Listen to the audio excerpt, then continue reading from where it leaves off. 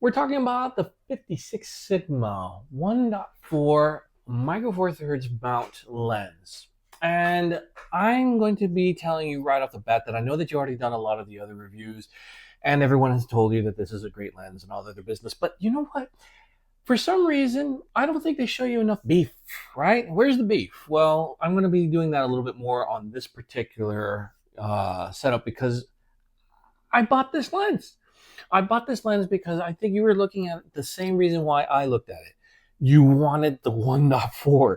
The rest of it doesn't matter. You wanted the light capturing ability of it. And is it worth it? Is it worth it for you to get something that isn't actually made for the Olympus or the Panasonic that you're looking at?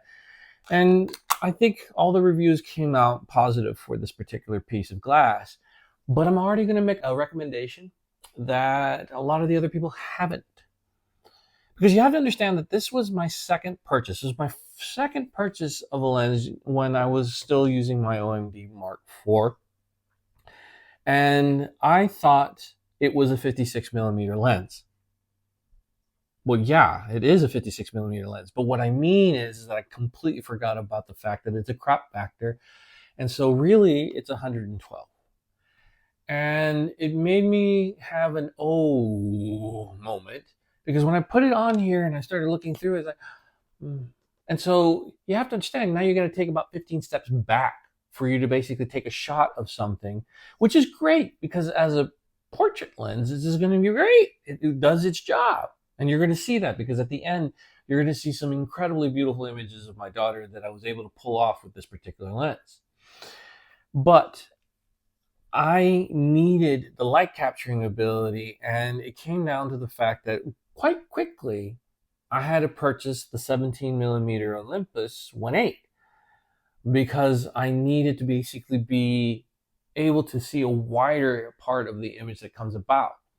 So throughout this particular video, we're going to talk about this lens specifically, but I'm going to show a few shots of this working in conjunction so that way you can get a better understanding of where I'm coming from.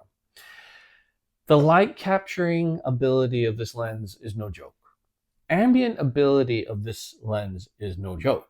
Let me show you a shot that I did using my OM1 Mark II with this particular lens in an El Dorado moment. All right, this was a shot that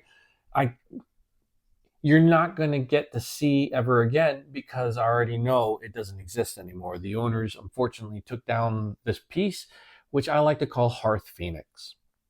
Now, what you're looking at is exactly that. You're looking at an old chimney that was having a tree growing out of it in the middle of freaking nowhere. There was no more house. There was nothing. It was just that. They just couldn't come down to breaking that down just yet until it was done, right? What's important about the image you're looking at, though, is that it was done at around 5:50 in the morning before the sun started cresting over the horizon. So all ambient light and ISO 200. And then the next important thing is the fact that it was a handheld shot done using that lens, the 56 millimeter and the OM1. You have to understand that the whole aspect of all of that, and crisp, beautiful picture, ambient light only, and there you have it. Furthering on that though, I know that this is probably going to be one of your first prime purchases, right? You're getting this lens because the price point of it is winning you over, not only with it being that it's a 1.4. So I need to point out that with my OMD, I was able to use this lens quite often, but recently I was able to take this camera body and this 56 millimeter lens and go out to the museum because you know that buildings like the museums, they never have fantastic light in them. And I stuck with both, right? I had both these lenses available for me because I like actually having them available. So the 17 millimeter was the primary lens where I was able to take a few of those shots. You can go a little bit wide on them and you have those nice, daylight shots that need to come to play. But when the time came about, and the 56 millimeter needed to be whipped out and be used, it generated these fantastic, good close-up shots of stuff that honestly you'd normally not be able to capture, especially in low light situations.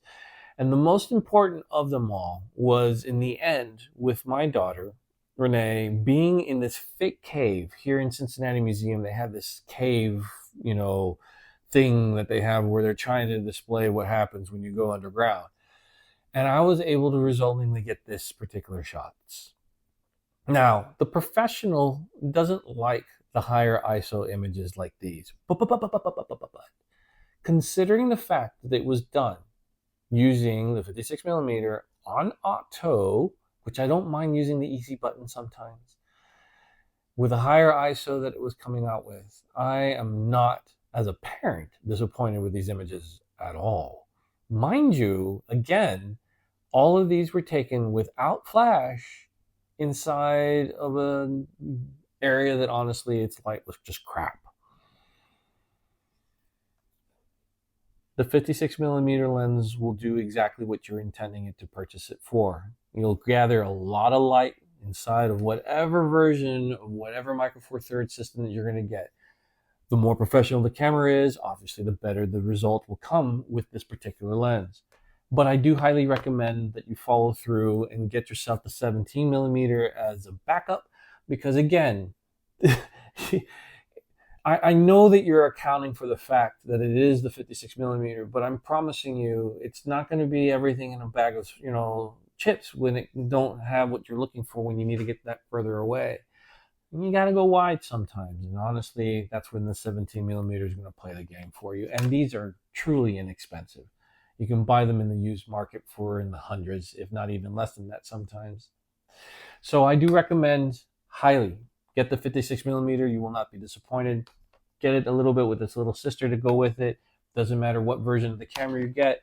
And consider the fact that nobody told you any of this before, and you know that this is a good idea. Like and subscribe and get the alerts, because you know that EveryPhotoPro is going to do you right.